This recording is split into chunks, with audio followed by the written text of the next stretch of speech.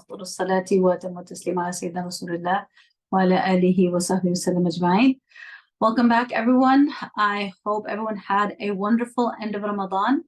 We were together until the last week, and I hope everyone had an amazing, wonderful Eid, and I hope all of us are recharged and renewed and continue to keep Ramadan within us. Although it has departed externally, it comes every year to stay within us through its lessons and reflections internally, inshallah. So really hope that we can, inshallah, continue to live the Ramadan life, as I like to call it, inshallah.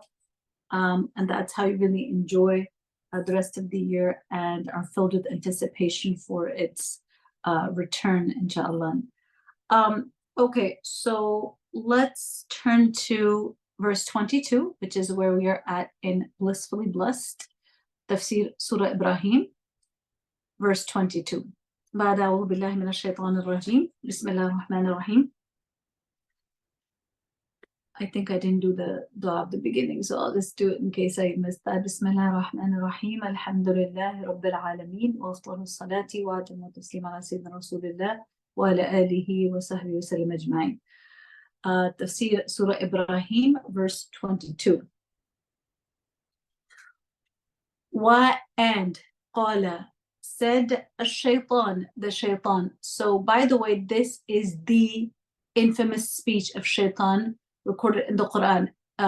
If you have heard of this before, or this concept that there is a speech of shaitan, well, here it is. It's here in Surah Ibrahim, verse 24. It's a long verse. This is basically shaitan's speech that he's going to make.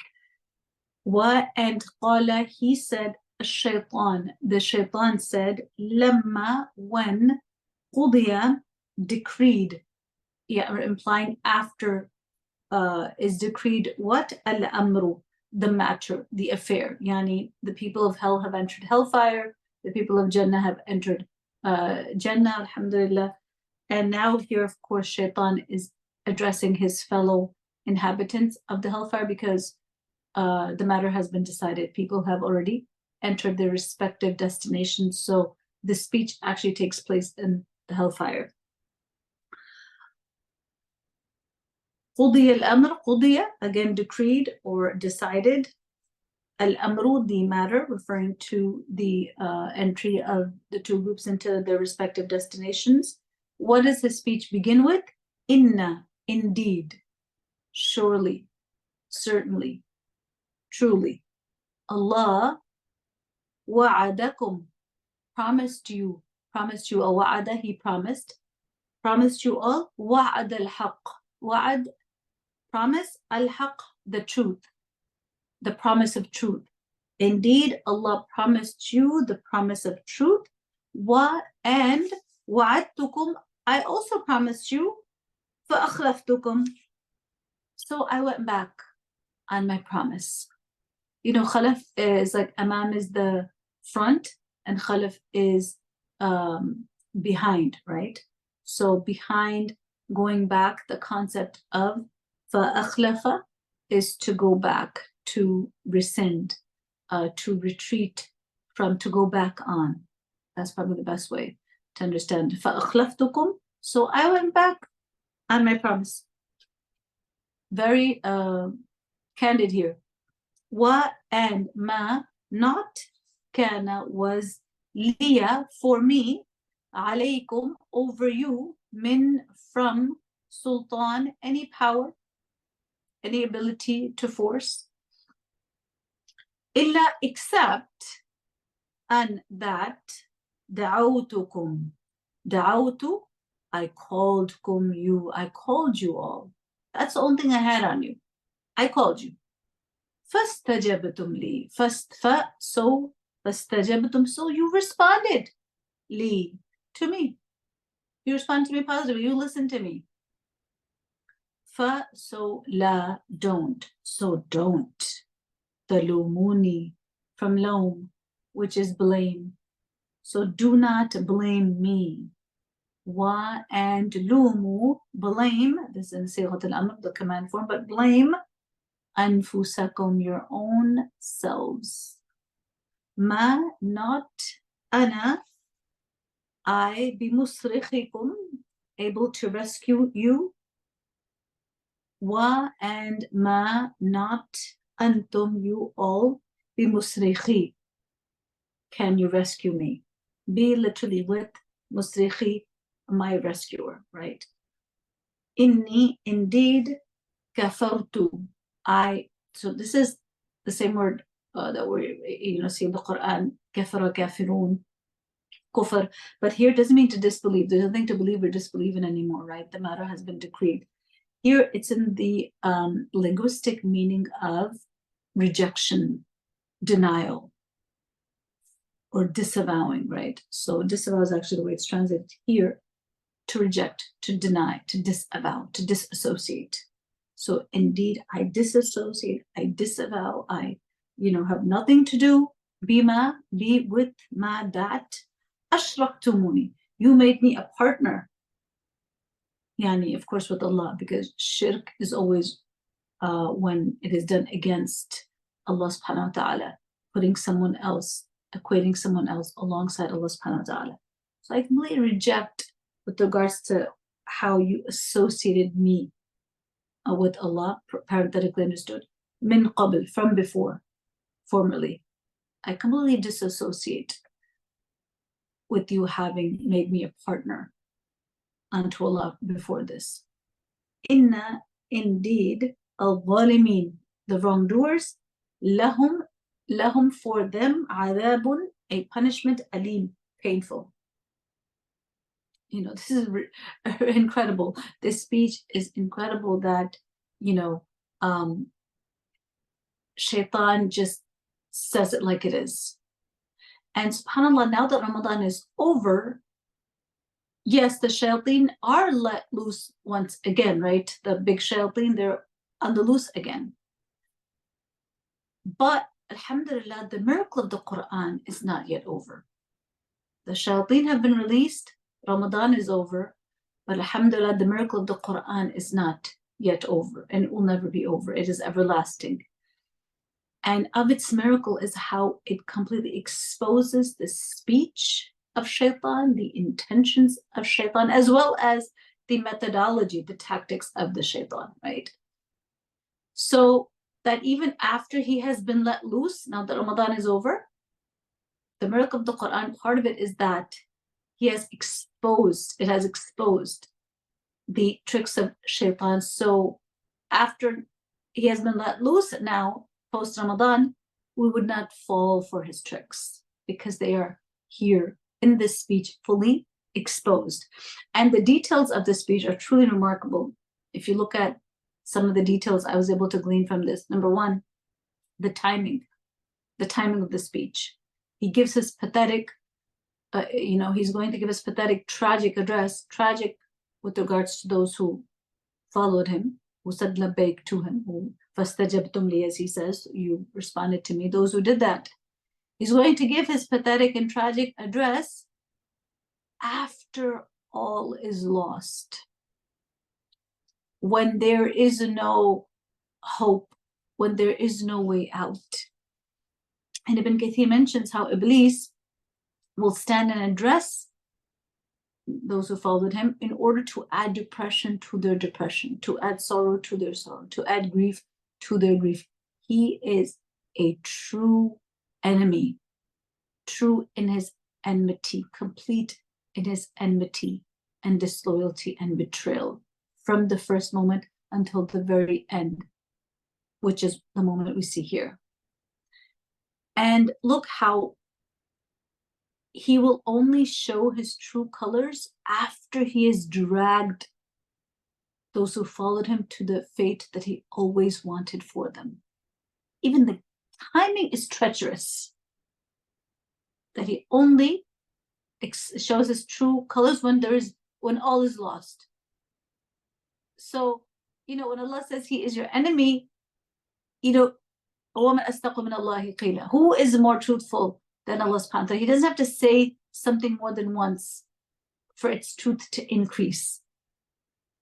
But subhanAllah, Allah says it over and over again. This is what, he means. A true enemy does not reveal his sly razor sharp trickery until it is too late.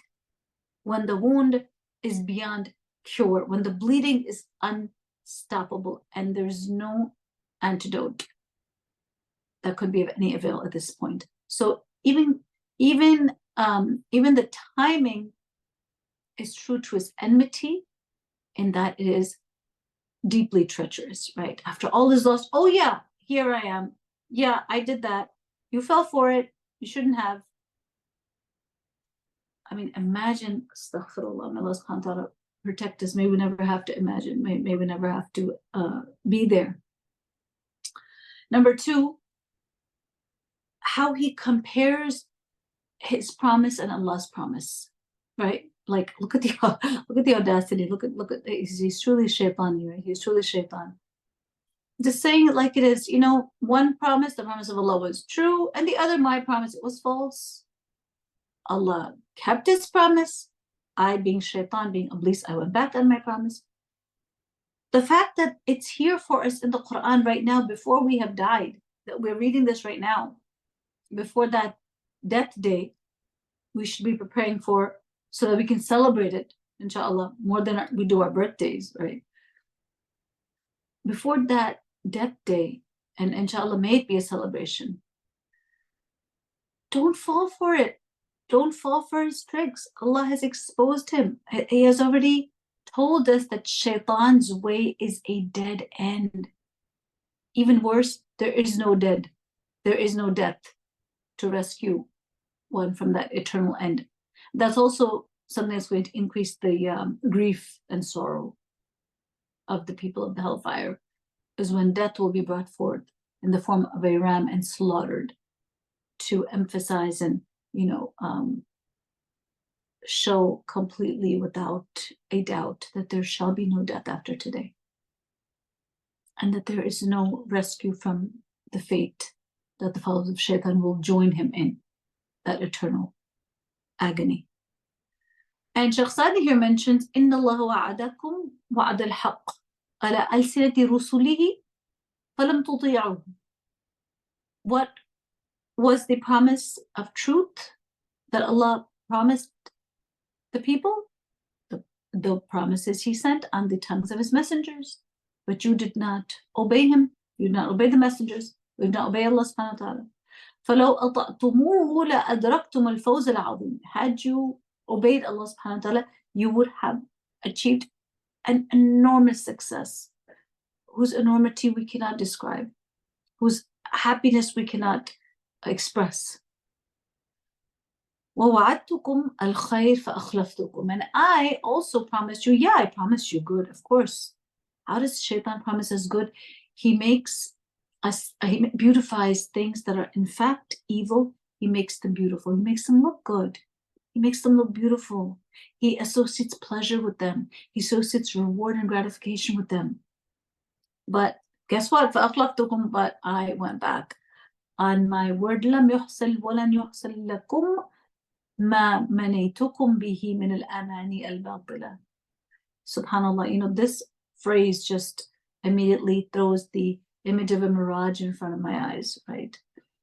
Shaykh Sadi explaining what he means by, so I went back on my word, that you did not get, and you will never get, what you wished you would get through that wishful thinking, that were my promises were just wishful thinking on your part. A false promise on one end, when accepted on the other, is reduced to just wishful thinking, because you never get that promise, never comes true.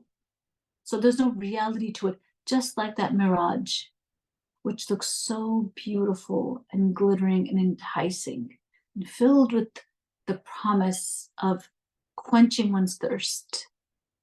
But as soon as you think you are there and you're about to get it, and your thirst and heat is unbearable, it is something that always eludes you, because it has no reality. It looks like it's there, but it's not. That's what the promise of shaitan is. It looks like it's there, but it's not there. He has no control or reservoirs of khair that he can give you. So it's like you're looking for something that was never placed there. That khair that he promised was never in his possession to dispense.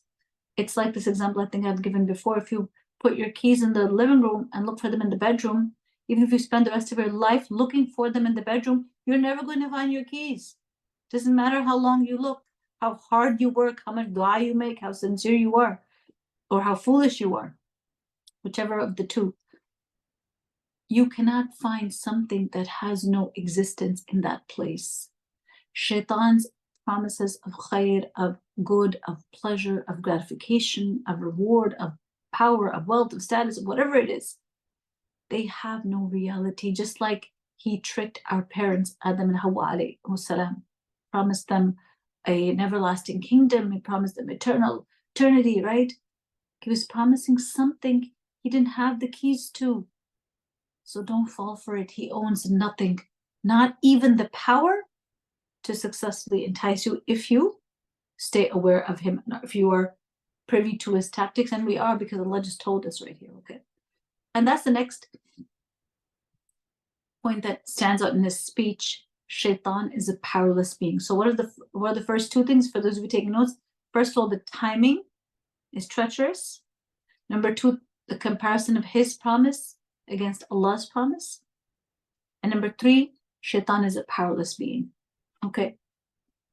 He has no powers. We need to realize this. We need to realize he has no power over us. And la hawla wa la quwwata illa billahi al-aliyyil azim. That there is no power, there is no strength except with Allah. Except with Allah. We have no power to do any good except when we lean on Allah subhanahu wa ta'ala, yani through our tawakkul in him. We seek his support, realize I cannot do anything. So what I'm going to do is I'm going to fully lean on Allah subhanahu wa ta'ala. I'm going to fully rely on him, and he's going to give me the strength to do it. And subhanAllah, isn't that something we learned through fasting? Isn't that something we've just learned from Ramadan? You know, with sleeping as a little sleep that, many of you were, sleeping just a few hours at night and still being able to power through the day of fasting, of extra worship, of extra deeds, right? Because we were completely relying on Allah subhanahu wa ta'ala to pull us through. And guess what? He always does. The more you rely on him, the more powered you will be in the process of him, pulling you through whatever it is that you're relying on him for, right? And I want to thank again Sister Terry for that beautiful reflection where she pointed out that, she really felt the help of Allah come when she fully gave it up to Allah subhanahu wa ta'ala, when she fully showed up in her tawakkul upon Allah subhanahu wa ta'ala. So just like there's no power and strength except with Allah, contrast that completely with how Shaitan has no power at all, period. He has no power over us at all. And what I want to emphasize is that now that he has been freed after Ramadan, he still has no power over us. And he's saying that himself right here in this speech. Except the power you give up to him of your own accord by obeying him. So that's like you disempowering yourself by listening to him and giving him power over you. It's ridiculous when you dissect it. When you break it down, it makes no sense. Because he's so powerless, if you ignore him and remember Allah instead, he runs away. We know this from Surah An-Nas, right? Min sharri al-waswasil khannas. Who is al-khannas? We seek refuge from the shar, from the evil of the whisperer who withdraws. What kind of whisperer? The one who comes in but then withdraws, recedes when Allah's name is mentioned. That's the extent of his, potential influence, is that it can disappear with simply the remembrance of Allah subhanahu wa ta'ala. This is why before doing something haram, no one says, Bismillahir Rahmanir Rahim, I'm going to drink this glass of alcohol, Bismillah. No one ever says that.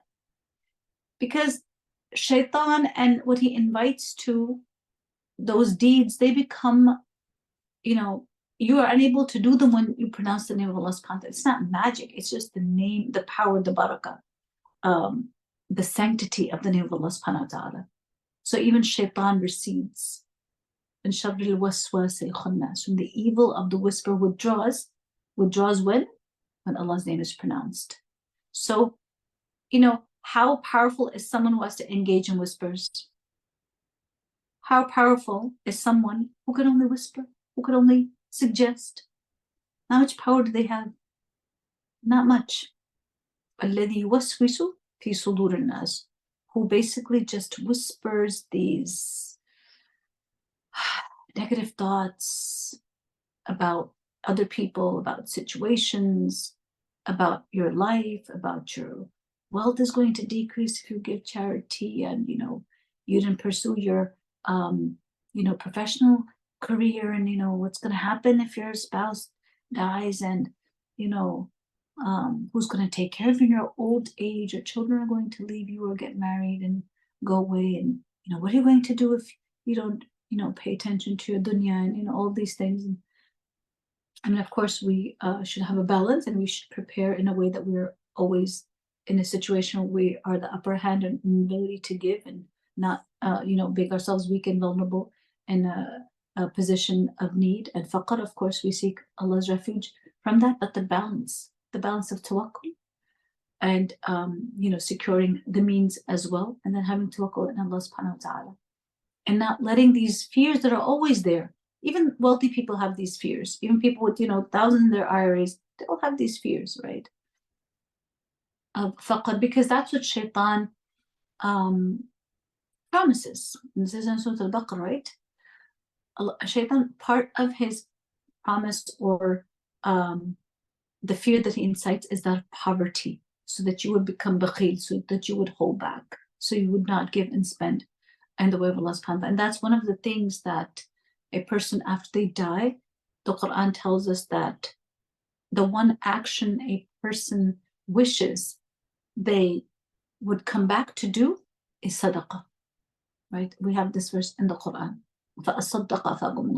right?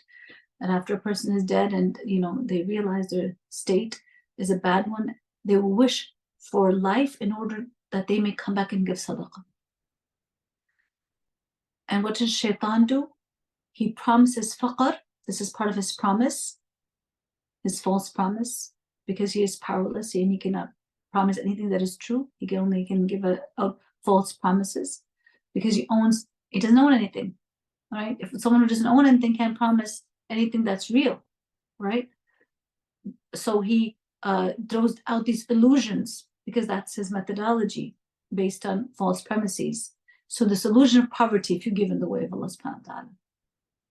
So contrast that with that regret we hear from the barzakh, coming from that individual who specifically identifies this act. I want to go back so that I could give sadaqah. So inshallah, let's try to be in a habit of giving sadaqah always, even if it's $1 a day, because Allah loves those actions which are consistent. Yes, perhaps we're giving more in Ramadan, but we're going to keep Ramadan within us by keeping some of the practices of Ramadan. And sadaqah especially is really important.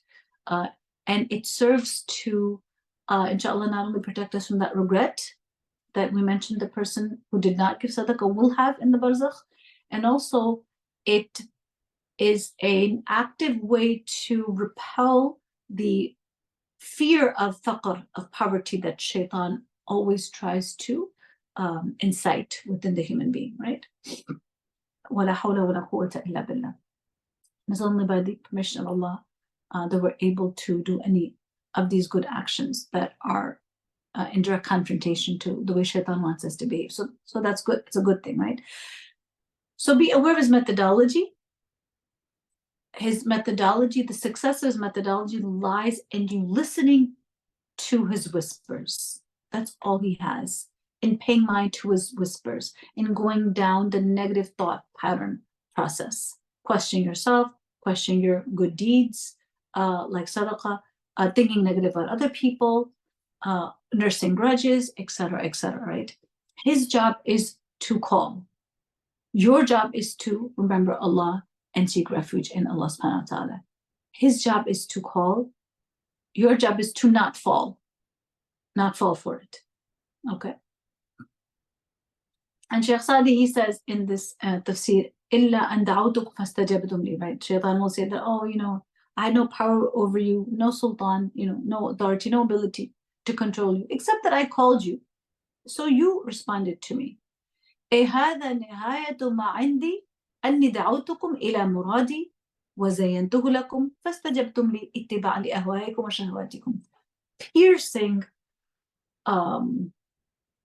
tafsir of this of these words of shaitan. The words again being that I had no power except that I called you and you responded to me. Shaykh Sadi says that the extent, the height, the peak of his power is that he just calls to what he wants to call you to, and he makes that beautiful for you, and you responded because you wanted to follow your desires, you wanted to follow your lusts. So I just made them look like they're beautiful.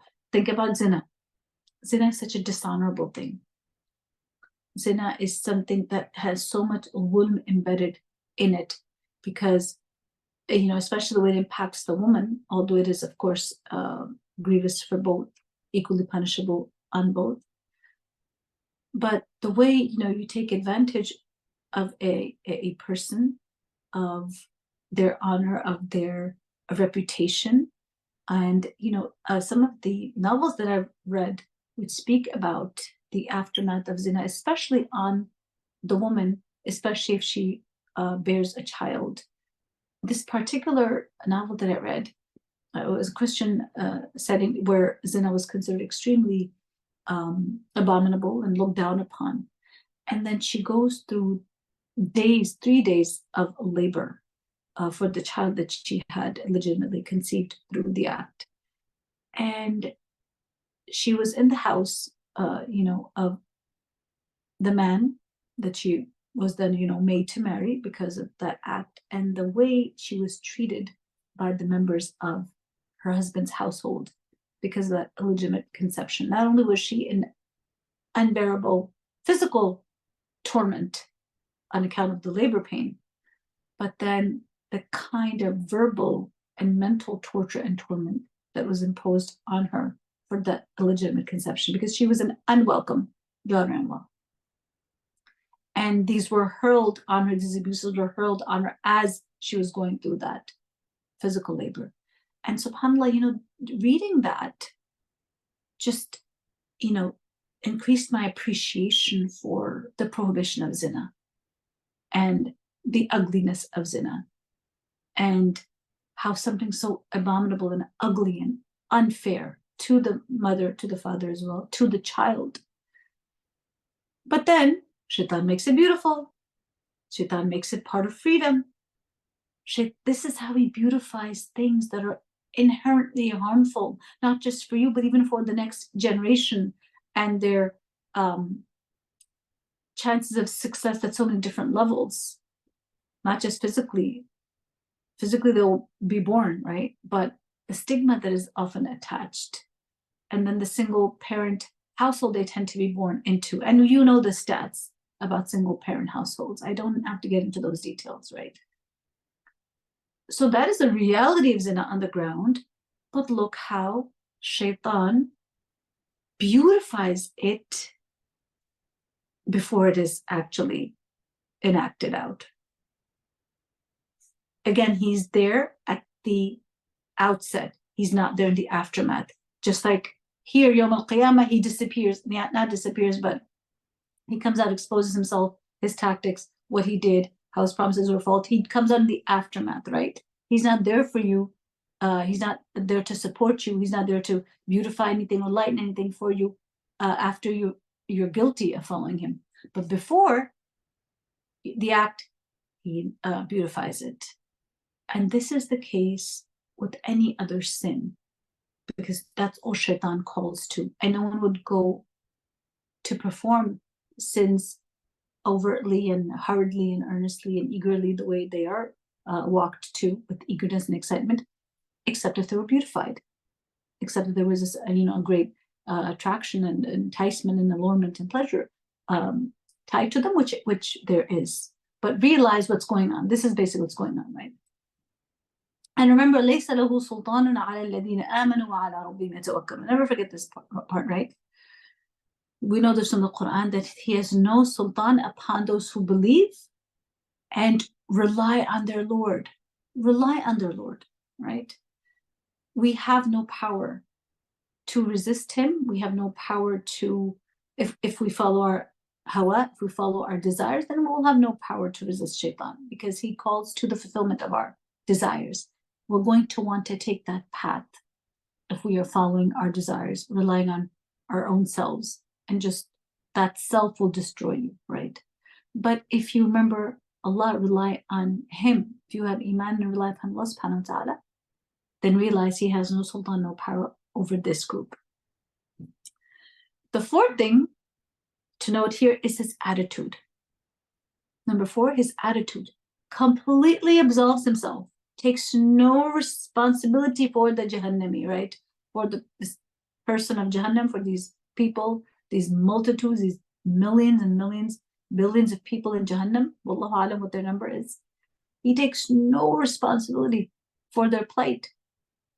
He does not entertain for a moment the idea that he can be blamed. No, he's like, get out of here. Do not blame me. Blame yourself. No one forced you to follow me. You followed out of your own accord because you wanted to. You wanted to fulfill your desires. And guess what? Here, he's actually right. The reason, a person goes down the rabbit hole or the shaitan's hole is because they want to. They want to fulfill their lowly self. They want to have fun. They want that instant gratification. They want that pleasure. They want to see what it's like. They want to taste the haram because they don't trust Allah subhanahu wa ta'ala with the halal. That's why those he has no power over are the ones who ala rabbihim yatawakkalun, who trust their Lord, who trust the halal is enough, who trust the halal is beautiful enough, is good enough, is pleasurable enough. I'm not missing out. There's no FOMO with the halal, okay?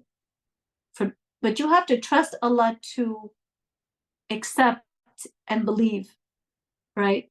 That, no need to have FOMO. The halal is enough for me. اليوم أكملت لكم دينكم. اليوم أكملت لكم دينكم, which I have perfected, completed for you your deen. There's nothing missing in it. You're not missing out on anything.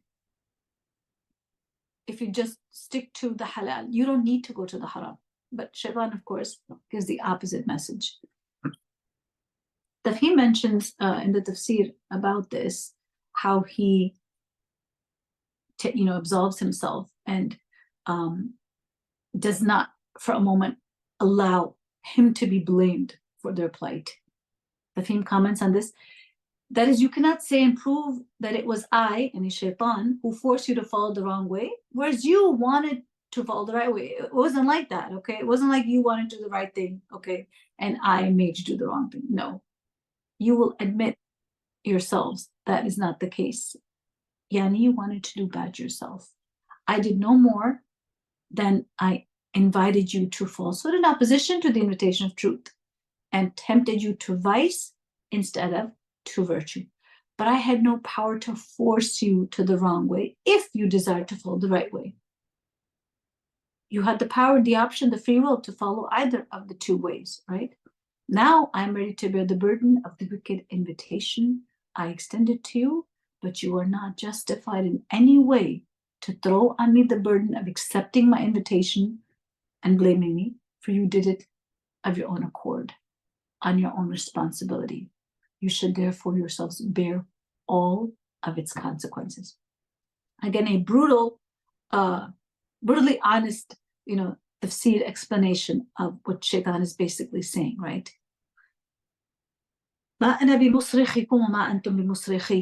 You can't help me, I can't help you. That's the fact of the matter. We cannot rescue each other. I completely disown you. Inni kafartu yani, not the sense of kufr, how we understand of disbelief, because there's no opportunity to believe or disbelieve in the akhirah, right? So what is meant here is the linguistic meaning, yani I disown, I reject, that you, what you did in your association, associating me with Allah subhanahu wa ta'ala. Now, no one overtly says that I hold shaitan as a sharik, as a partner with Allah. No one says that, right? But what it means is that you obeyed me instead of obeying Allah subhanahu wa ta'ala. So you equated the two, yani Allah is worthy of all obedience, yet you gave his right to be obeyed to me instead. And one of the best working definitions of shirk is to give the rights of Allah to other than Allah subhanahu wa ta'ala, right? So you were supposed to obey him, but you gave that to me, like you equated me with him in that sense. That obedience that should have been exclusively his, you gave that to me. So I deny being a partner with Allah. SubhanAllah. This is actually in the Tafsir. I deny. This is what he's saying, right? I deny being a partner with Allah. Shaykh Sadi also mentions تبرأت من جعلكم لي شريك مع الله فلست شريكا لله ولا تجب طاعتي. Same meaning, in fact, that I am absolved from you making me a sharik, a partner with Allah, because I'm not a partner with Allah, and you are not obliged to obey me. Inna zalimina. So those who did this, of course, they're zalimin, right? Those who did this, like, it's almost like he's saying, how could you have made me a partner with Allah? He doesn't say that, but it's like he's kind of like implying it, right? How could you have made me a partner along with Allah subhanahu wa ta'ala? We'll wait for the adhan is gone up. Let's just give it a couple minutes, inshallah.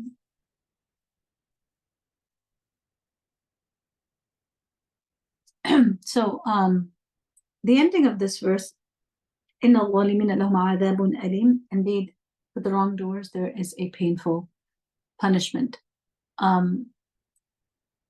So Shaykh Sadi mentions how إن الظالمين لأنفسهم بطاعة الشيطان خالدين فيه أبدا, يعني في العذاب.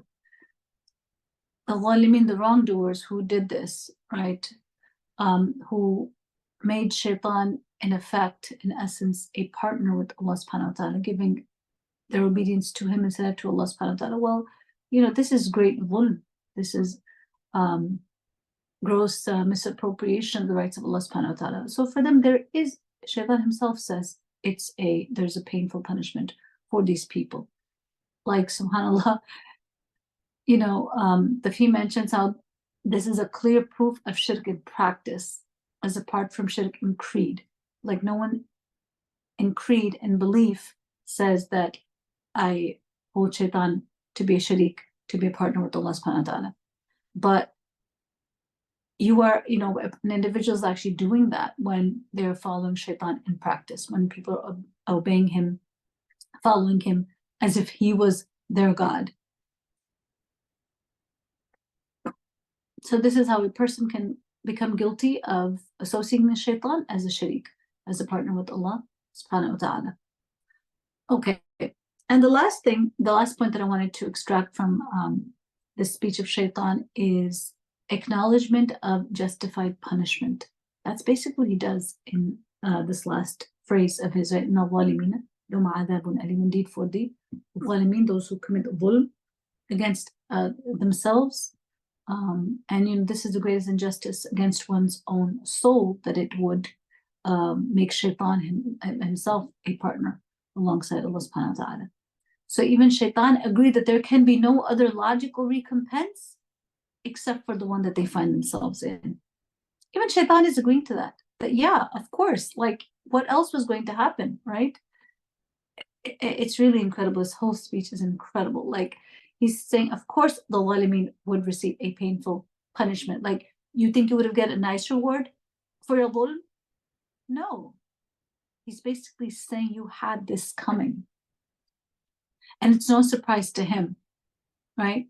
There's nothing in this speech that betrays that shaitan is surprised at what he got. Shaitan knows he has it coming. He knows, right? He has been deferred until Yawm al-Qiyamah. He knows what's coming to him. And those who followed him are even more foolish than he is, right? Who follow his way here and then expect a way out there. Both rationally illogical.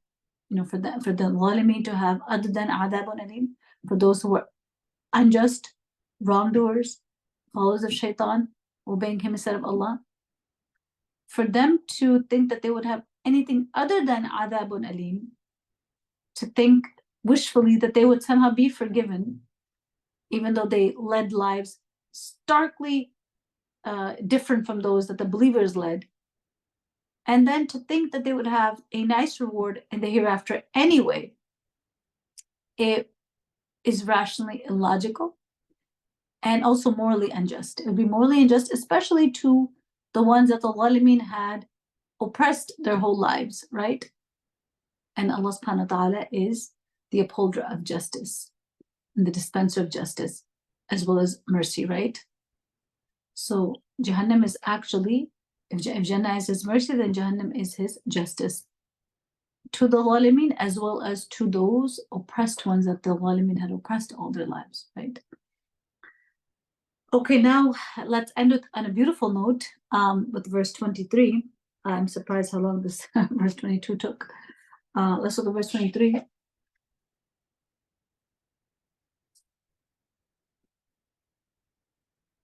وَأُدْخِلَ, and made to enter الَّذِينَ, those آمَنُوا, who believed, وَعَمِلُوا, and performed الصَّالِحَات, the righteous actions, جَنَّات, yani they're made to enter Jannat, gardens, تجري, flow, min, from, تحتها, under it, al-anhar, the rivers, plural of nahar, which is a river, خالدين, eternally or eternal, fiha, in it, be, by, idhin, permission, rabbihim, their Lord, بإذن ربهم, by the permission of their Lord, تحيتهم, their greeting, fiha, in it, yani in these gardens, salam, peace.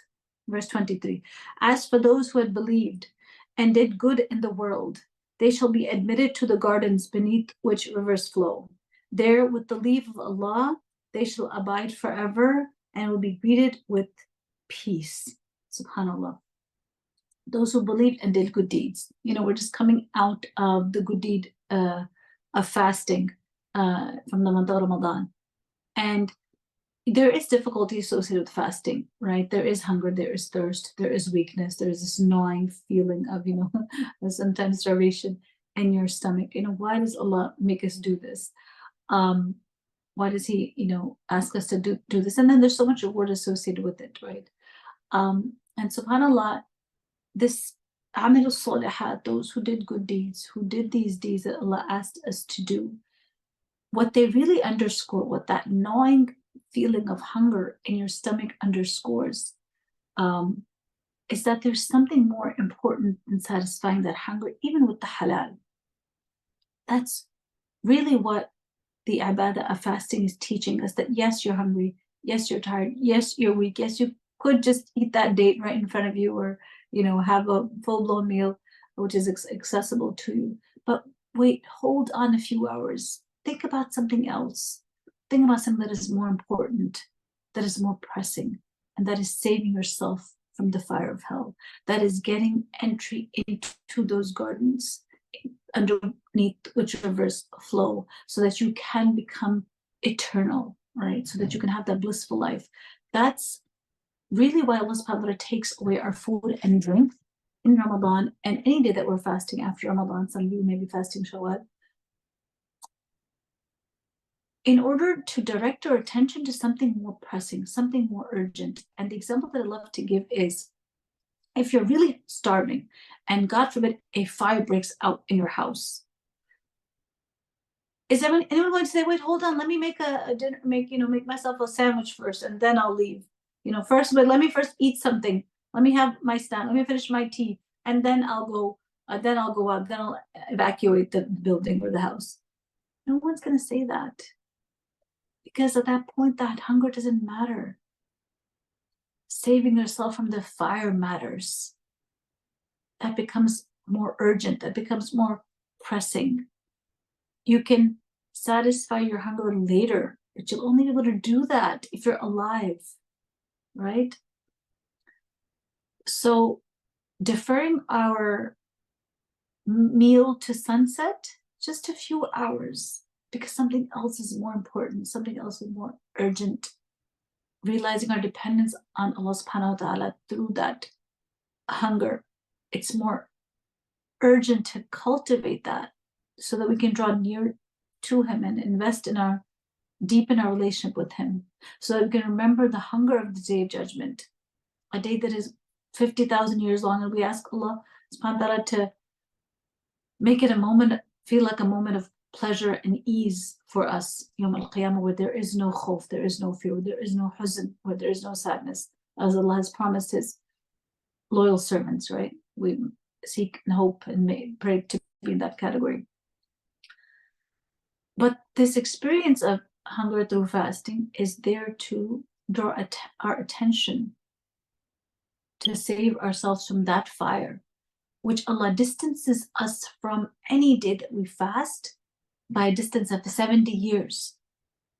So this fasting, this hunger is saving you from that fire. And it's much more urgent that we save ourselves from that through the deeds that Allah has associated with distance from that fire. And that deed is fasting, and of course other good deeds as well, right? So that's how we need to start thinking about fasting, especially if we're fasting Shawwal, especially if we intend to do the Sunnah voluntary fast throughout the year. And fasting is difficult, more difficult for some than others, but it has that element of hardship. The hardship is not intended because Allah desires for us ease, but He wants that ease to be permanent. He wants that ease to be eternal. He wants that pleasure of food and drink and shade and flowing rivers to be khalidina fiha abada, right? And not just for a little bit. So just defer your meal, a few more hours. You can eat at sunset, but that day is going to allow you to remember other things and realize your dependence and weakness upon Allah subhanahu wa ta'ala, and make your heart soft. And that is the zad. Those are the provisions you need for the barzakh and beyond, right? Wallahu ta'ala.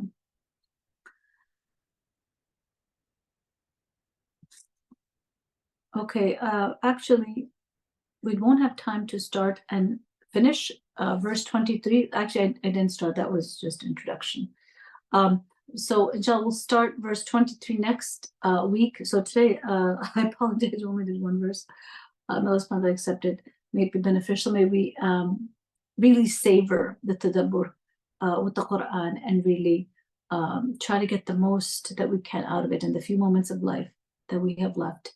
And may it be our companion in our barzakh, a light on the sirat, and something that elevates our ranks into al-firdaus al-a'la. So that we conclude, inshallah. Subhanaka wa bihamdika la ilaha illa anta nastaghfiruka wa natubu ilayk. Since it is not Ramadan, we are not meeting tomorrow. Inshallah, we'll see you next Wednesday. Assalamu alaikum wa rahmatullahi wa barakatuh.